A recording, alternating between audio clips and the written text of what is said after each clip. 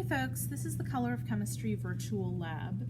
I'm going to be following along with the procedure that's on the Canvas, and just for reference, there's going to be a couple of different graduated cylinders that I'm going to be using. So my first one is a 25 mil graduated cylinder, so you can see all of the lines are going to delineate different measurements.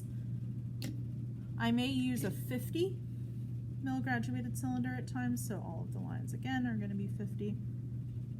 Or excuse me, they're going to have different significance. And then eventually I'll be using a 10. Okay? So we use different types of glassware depending on the amount that we're going to be using, but we need to make sure to be as accurate and precise as possible. So let's go ahead. Number 1 says measure 25 milliliters of solution from beaker A using a graduated cylinder. So this is beaker A. Okay, you can see that it's red. I'm going to be measuring 25 milliliters. So remember, when you're measuring things, you're measuring where the meniscus is, and you need to bring it to eye level. That's going to go into tube 1.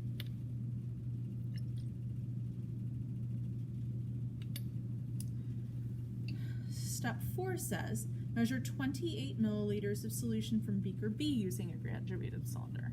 So here's beaker B. I'm measuring 28 milliliters of solution. I'm using the 50 milliliter graduated cylinder because I'm going to 28. I could have used the 25 and then just gotten the other ones, but that's okay. Remember to pour slowly so you can be as precise as possible.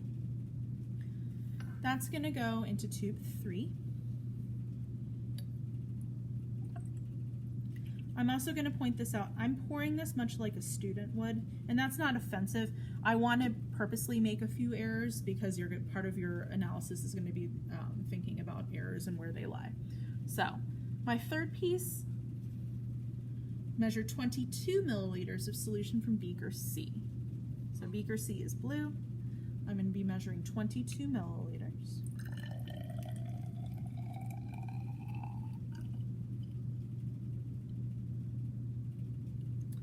And that's going to go into tube 5.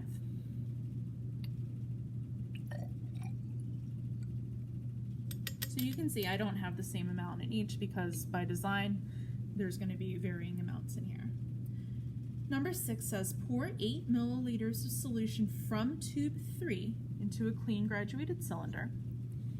And so tube 3, I'm going to be pouring such a small amount, I'm going to use the 10 milliliter one. This one is pretty full, so I do need to be a little bit careful. So 8 milliliters from tube 3.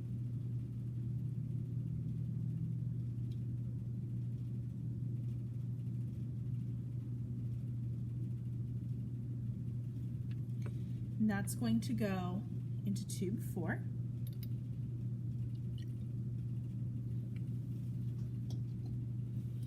Pour 7 milliliters of solution from tube 5. So 7 from tube 5. Again, I'm going to use a 10 milliliter graduated cylinder.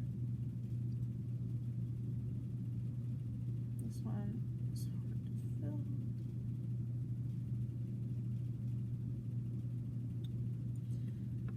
So 7 from tube 5 and add it to tube 4.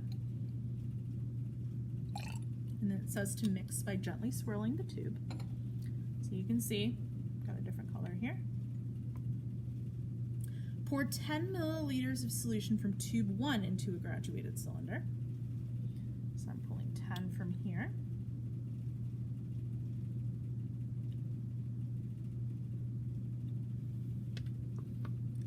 And add it to tube 2.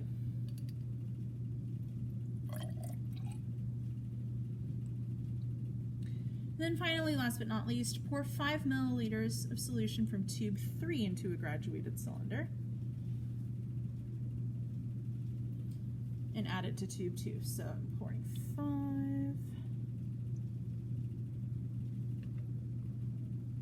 Add it to tube 2. I'm also going to swirl this one since I'm mixing them together. So you can see I have a bunch of different colors, okay, which hence the name Color of Chemistry or Liquid Accuracy Lab. So what I'm going to do And this is where you need to either have your data table available, that's fun to say, or you need to create one because I'm going to be pouring these amounts. I'm going to total what I'm going to get in each tube. So starting with tube 1, I'm going to pour it into here. Remember that my graduated cylinder limits how far I can read out. I need to do an estimated digit as well. This one I'm going to say is, I'd say 15.1. 15.1 milliliters. Okay. For tube 2,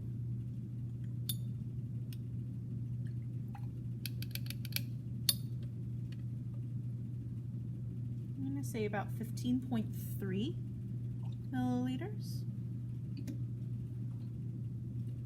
For tube 3,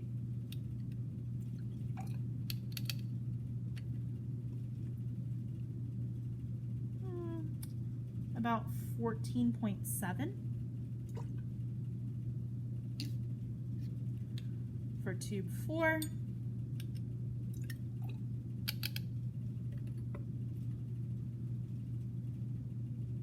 about 15.7 milliliters.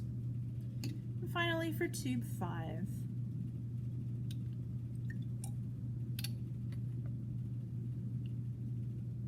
let's say about 14.2.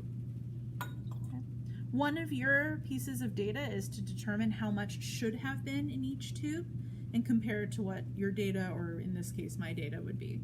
So that was the Color of Chemistry lab. Enjoy!